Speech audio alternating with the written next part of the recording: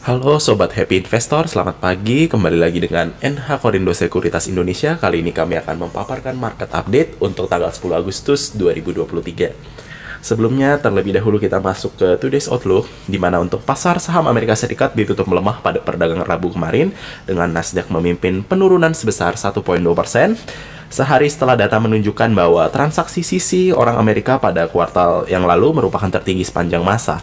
Sehari menjelang pengumuman inflasi Amerika Serikat yang sangat mempengaruhi keputusan suku bunga The Fed.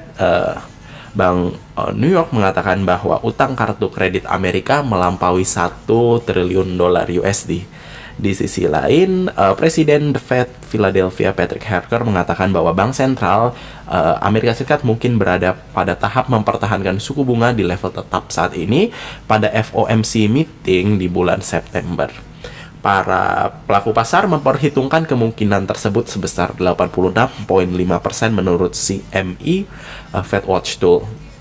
Untuk US CPI untuk bulan Juli yang akan dirilis Kamis malam nanti sekitar jam 19.30 waktu Indonesia Barat diperkirakan akan menunjukkan sedikit percepatan dari tahun lalu pada tingkat 3,3% year on year. Secara bulanan, harga konsumen diprediksi meningkat 0,2% sama seperti bulan Juni, di mana core CPI bulan Juli yang akan menjadi perhatian diharapkan bisa menanjak sedikit ke posisi 4,7% year on year dari 4,8% di bulan Juni. Selain data inflasi, initial jobless claim akan sangat disorot oleh pelaku pasar dengan prediksi keluar di angka 230.000, sedikit menguat dari pekan sebelumnya di 227.000. Bicara mengenai CPI dari benua Asia, China mengalami deflasi di bulan Juli. Indeks harga konsumen China berada di tingkat minus 0,3% year on year bulan Juli, melemah dari posisi Juni yang sudah berada di titik 0%. Walau kabar baiknya secara bulanan ada terlihat sedikit ada peningkatan ke tingkat 0,2% daripada minus 0,2% di bulan sebelumnya, yang merupakan pertumbuhan positif pertama dalam 6 bulan terakhir. Adapun pagi ini, Jepang telah melaporkan bahwa inflasi di tingkat produsen atau PPI bulan Juli di level 3,6% year on year, sedikit lebih tinggi dari ekspektasi. Dari dalam negeri, Indonesia melaporkan retail sales yang semakin kencang di bulan Juni, yaitu 7,9% dibanding bulan sebelumnya yang berada pada posisi minus 4,5%. Namun hal ini belum mampu mendongkrak penjualan sepeda motor secara pertumbuhan terakhir berada di angka 45,6%, merupakan posisi terendah dalam 3 bulan terakhir. Dari sudut pandang komoditas, Amerika Serikat tak terduga melaporkan persediaan minyak sebesar 5,85 juta barrel, jauh di atas ekspektasi 0,5 juta barrel saja. Adapun Amerika Serikat memproduksi minyak 12,6 juta barrel per hari selama pekan terakhir, seperti dilansir dari Weekly Petroleum Status Report EAA, merupakan titik tertinggi produksi selama 3 tahun belakang ini. Uniknya, harga tersebut tak menghalangi harga WTI merangkak naik 1,6% ke harga 84,4 USD per barrel, titik tertingginya sejak bulan November lalu. Menimbang sentimen yang bergulir di market, kami NKHSG Research memperkirakan konsolidasi IHSG akan segera mengambil keputusan di dalam jangka waktu 1 hingga 2 hari ini, apakah akan break MA10 resistance atau menjebol support MA20 dalam rentang yang sangat sempit di 6885 hingga 6875. Para investor atau trader disarankan untuk pertahankan sikap wait and see sedikit lagi sebelum mengambil keputusan atau investasi atau trading yang substansial. Selanjutnya kita akan berlanjut ke domestik dan global news. Untuk dari domestik sendiri, Bapanas, RI cari negara alternatif jika India stop ekspor gula. Pemerintah akan mempertimbangkan negara alternatif lain untuk impor gula sebagai antisipasi jika India memutuskan untuk melarang ekspor gula. Direktur Distribusi dan Cadangan Pangan Badan Pangan Nasional atau Bapanas, Rahmi Widriani menyampaikan bahwa Indonesia tidak hanya mengandalkan satu negara untuk memenuhi kebutuhan pasokan gula di dalam negeri. Rachmi mengatakan bahwa selama ini ada 3 negara utama menjadi sumber impor gula Indonesia. Antara lain negara tersebut adalah Thailand, Brazil, dan Australia. Dia juga menyebut pemerintah menjamin ketersediaan gula dalam negeri, apalagi saat ini petani tebu mendapatkan harga yang baik.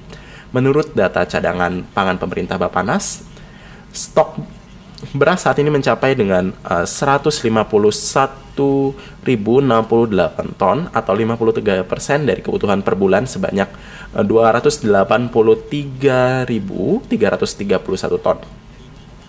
Melansir Bloomberg Labu, kekhawatiran larangan ekspor gula India muncul lantaran dunia kian bergantung pada ekspor gula India. Sementara itu, cuaca yang tidak menentu dikhawatirkan akan dapat menurunkan produksi gula di negeri Bollywood yang berpotensi membatasi kemampuan negara untuk melakukan ekspor. Selanjutnya, dari berita global, ini ada dari komoditas harga batu bara lanjut menguat. Kabar dari Tiongkok jadi pemicunya. Harga batu bara lanjut menguat pada perdagangan Rabu kemarin, dipicu oleh data impor batu bara Tiongkok yang tetap tinggi di bulan Juli. Pada Rabu kemarin, harga batu bara Newcastle untuk kontrak berjangka bulan Agustus 2023 stagnan di level 142,5 USD per ton.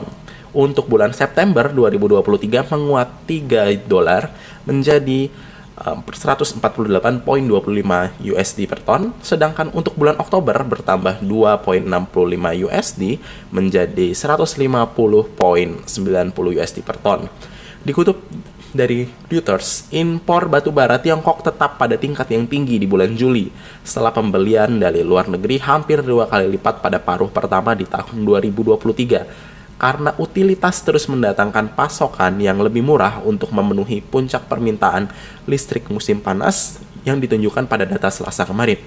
Konsumen terbesar batu bara dunia tersebut mengimpor 39,26 juta metrik ton batu bara di bulan lalu, sedikit di bawah 39,87 juta metrik ton pada bulan Juni, dan dibandingkan dengan jumlah rata-rata bulanan sebesar 30 juta metrik ton antara Januari dan Juni dari data Administrasi Umum Bea Cukai. Selanjutnya kita berlanjut untuk ke berita emiten. Yang pertama dari emiten batubara Adaro.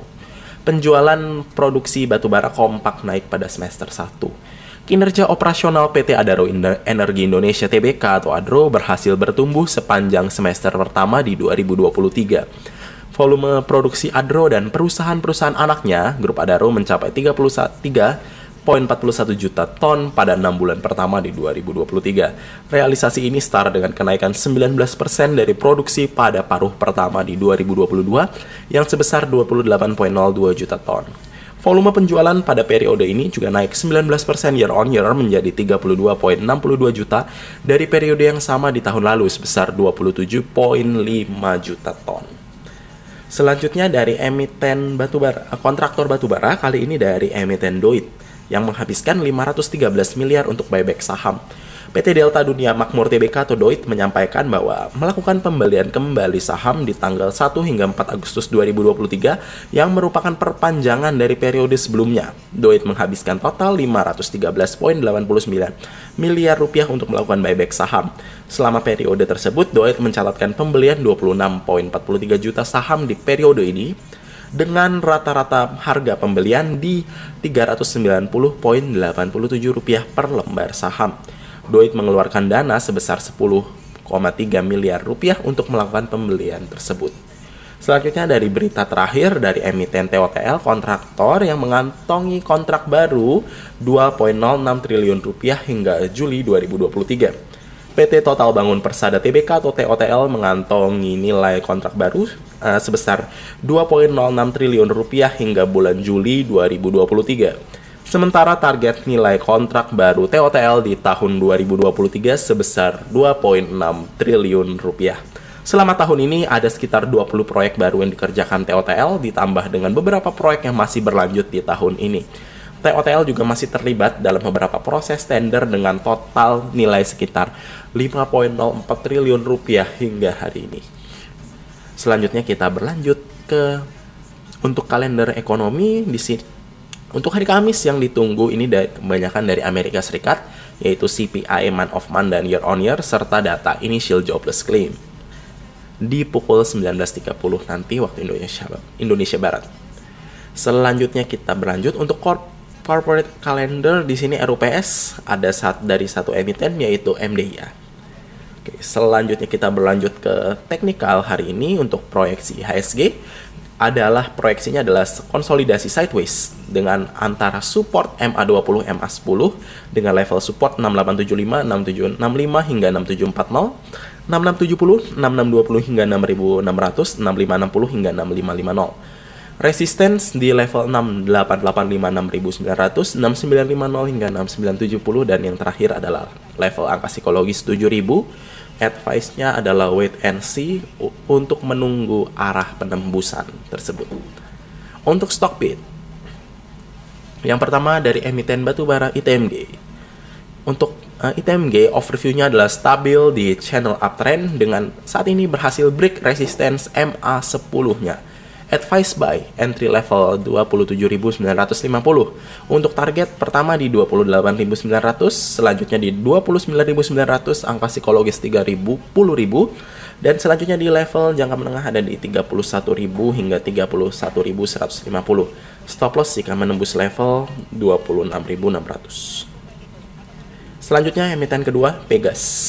Perusahaan gas negara TBK. Overview-nya adalah stabil di uptrend jangka pendek dan MA10-nya. Advice spekulatif buy di entry level 1395, average up menembus 1410, target di level 1450 hingga 1475, dan stop loss di level 1370. Selanjutnya emiten ketiga dari Bank BNI. Overview-nya adalah big resistance jangka menengah, midterm dan ke arah atas MA50. Advice buy di entry level 9075 hingga 9025. Average up jika berhasil menembus 9125, target di 9250, 9300, 9600, 9750, 9800, stop loss jika menembus level 8900. Selanjutnya ada dari emiten Medco, MEDC. Medco Energi Internasional TBK yang overview-nya membuat doji di area support upper channel-nya. Advice spekulatif buy. Entry level 1040 hingga 1050.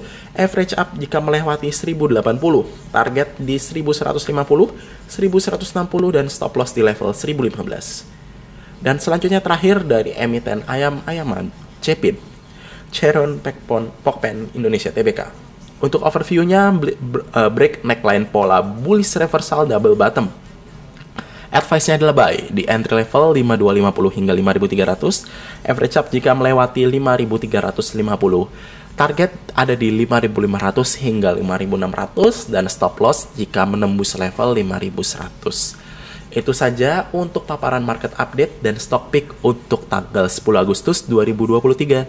Terima kasih telah menyaksikan dan happy trading.